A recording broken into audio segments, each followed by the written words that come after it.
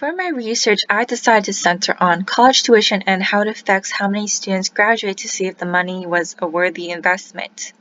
I'm correlating the graduation rate to a successful college career because I don't see why students will leave, especially since the schools they decide to apply for, at least for the ones I use for my sample size, are all highly ranked and typically have low acceptance rates. College tuition refers to the mandatory cost students pay to receive instruction at institutions of higher education. Tuition is used to fund school expenditures, so it is expected that the more you pay, the more you'll get out of it. In the U.S., average tuition costs and required fees at colleges and universities increased dramatically the past few decades, even factoring in inflation. Financial aid and student loans can help students relieve some of the cost of tuition and other expenses, but they are later obligated to repay, usually with interest. Rapidly rising tuition costs have contributed to a large nationwide debt load, with the Federal Reserve reporting that student debt levels reached nearly $1.57 trillion in December of 2018.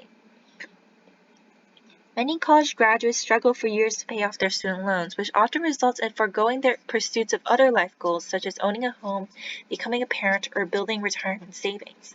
That's why it's so important to determine which schools will be worth the time and money, and how valuable the brand of a college can be. On Excel, I had made a dataset on my own because I could not find any downloadable files I could use for my research question, or at least any that held the information I needed to answer it. I found it very laboring to make one, even though I couldn't include all the information I wanted because I didn't have a lot of time to work on it. I limited my sample size to the top 100 colleges ranked by Times Higher Education because they're the exemplary colleges of our country and even for the world. And as you see here, I included a lot of information.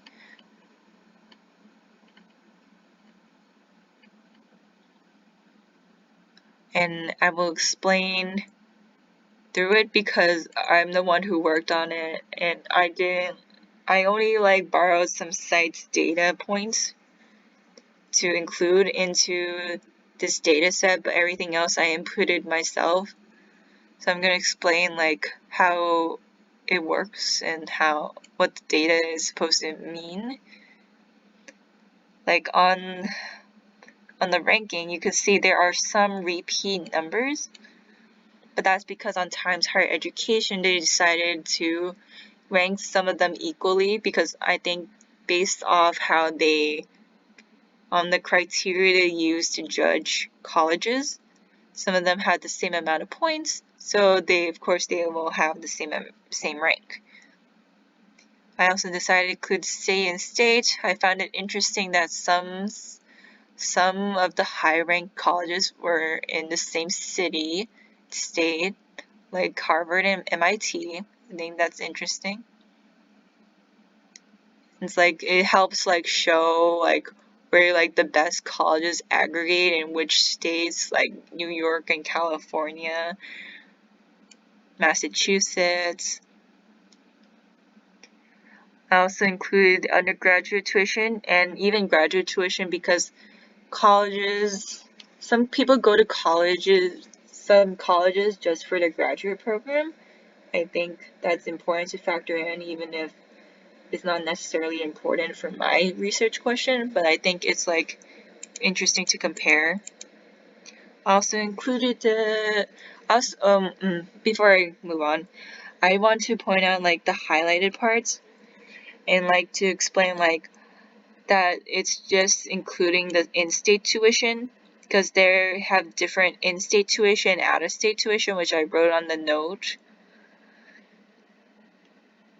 But I decided to include in-state tuition more even if out-of-state tuition matches the rest of the tuition more, and it may throw off the averages I may use.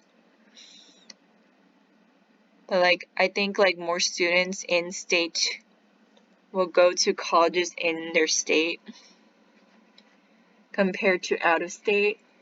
At least from what I've read, it shows that people in state people go into in-state colleges rather than out of state. Maybe for money purposes, mainly for money purposes. I also decided to include acceptance rate because it may factor into people's graduation rate. Because if it's a lower acceptance rate, why would you work so hard to get in just to leave? So I think that also factors into graduation rate. I also decided to include the student population of the college because I think since there's a lot of repeat graduation rates, it's just more impressive if a higher student population manages to have a really high graduation rate. As you can see here, they both have, Harvard and Yale both have the same graduation rate, but Harvard has way more student population, so it's much more impressive that they managed to graduate that many students in comparison to Yale.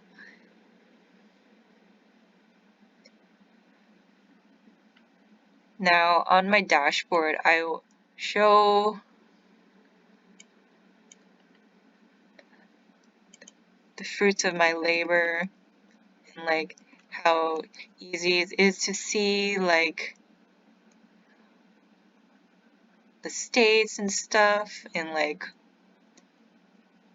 average tuition based on graduation rate, acceptance rate based on rank, showing how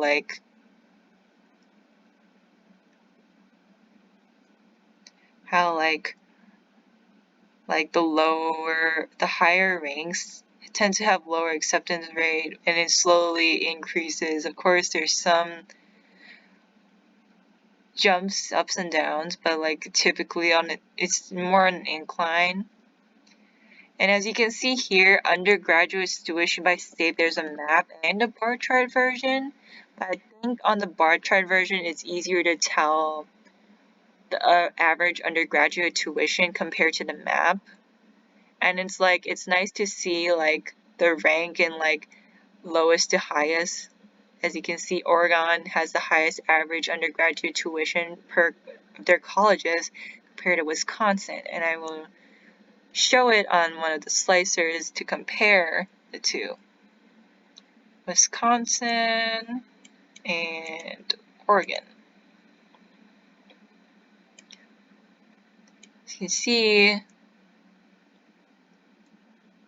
the average undergraduate tuition,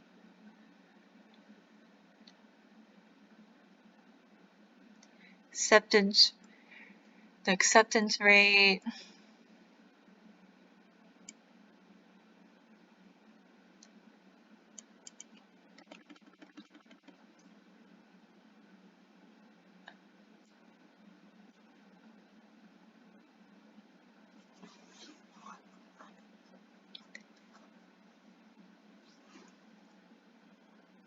and as you can see, it's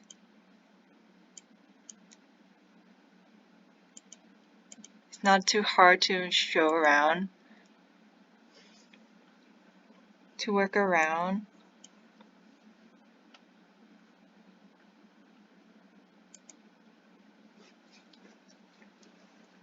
And I think what I learned from this experience was how to gather data from scratch and build it up into a customizable dashboard people can use to compare different aspects of a college.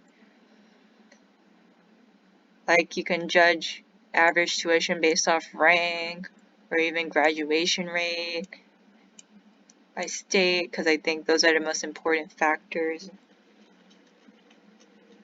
Of course, a higher tuition doesn't make for a better school, but of course you can't assume it's bad just based off the numerical data show. College experience you can gain the most out of depends on the person and their needs. But I hope my data can help people narrow down their options, and I hope you enjoyed this video.